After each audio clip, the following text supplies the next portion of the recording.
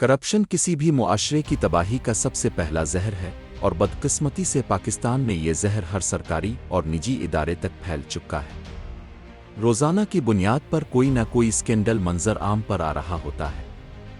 حال ہی میں خیبر پختونخوا میں ایک بہت بڑا مالیاتی اسکینڈل قانون نافذ کرنے والے اداروں کے تعاون سے بے نقاب ہوا ہے، جو کہ ہزارہ ڈویژن کے علاقے کوہستان میں 40 ارب روپے کرپشن کی صورت میں سامنے آیا ہے۔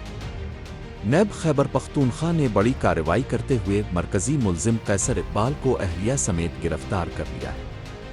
قیصر اقبال، جو CNW ڈپارٹمنٹ میں ہیڈ کلرک کے عہدے پر تعینات تھا، اس پر الزام ہے کہ اس نے جعلی ترقیاتی منصوبوں کے ذریعے اربوں روپے قومی خزانے سے نکلوائے۔ ذرائع کے مطابق قیصر اقبال کے گھر سے غیر ملکی کرنسی، سونا، قیمتی گاڑیاں اور بے نامی جائیدادوں کے کاغذات بھی برآمد ہوئے۔ نیب حکام کا کہنا ہے کہ یہ واردات کئی سالوں سے جاری تھی، جس میں مختلف محکموں کے افسران نے اختیارات کا ناجائز استعمال کرتے ہوئے قومی فنڈز کو ذاتی مقاصد کے لیے استعمال کیا۔ تحقیقات کے دوران یہ بھی انکشاف ہوا ہے کہ اس نیٹ ورک میں شفیق قریشی، جو ضلع اکاؤنٹس آفس کا افسر تھا، محمد ریاض، سابق بینک کیشیئر فضل حسین آڈیٹر، اور طاہر تنویر، سابق بینک منیجر بھی شامل تھے۔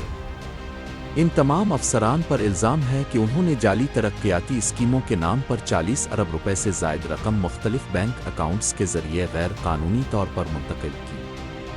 ذرائع کا دعویٰ ہے کہ اربوں روپے کو جعلی ٹھیکوں اور کاغذی منصوبوں میں ظاہر کیا گیا، جبکہ حقیقت میں اس رقم کو مختلف بینک ٹرانزیکشنز اور منی لانڈرنگ کے ذریعے چھپایا گیا۔ نیب نے اس تمام نیٹ ورک کے مالی ریکارڈ، ٹھیکوں کی دستاویزات اور بینک ٹرانزیکشنز قبضے میں لے لی ہیں۔ اس مقدمے کی تحقیقات جیسے جیسے آگے بڑھ رہی ہیں، مزید نام سامنے آنے کا امکان ہے۔ نیب نے اعلان کیا ہے کہ آئندہ چند دنوں میں مزید گرفتاریاں متوقع ہیں۔ عوامی سطح پر اس کیس نے شدید غم و غصہ پیدا کیا ہے۔ شہریوں کا کہنا ہے کہ اگر 40 ارب روپے کی یہ رقم درست منصوبوں پر خرچ کی جاتی تو کوہستان جیسے پسماندہ علاقے آج ترقی کی راہ پر گامزن ہوتے، لیکن افسوس یہ پیسہ عوام کی خدمت کے بجائے ذاتی تجوریوں میں چلا گیا۔ عوام اس وقت خیبر پختونخوا حکومت سے یہ سوال کر رہی ہے کہ کب تک عوام کا پیسہ افسران کی شاہانہ طرز زندگی کے نظر ہوتا رہے گا، اور عوام کب تک یہ ظلم برداشت کرتی رہے گی۔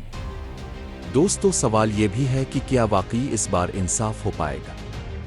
کیونکہ جب تک کرپشن کرنے والے قانون کے شکنجے میں نہیں آتے، تب تک انصاف، ترقی اور خوشحالی صرف خواب ہی رہیں گے۔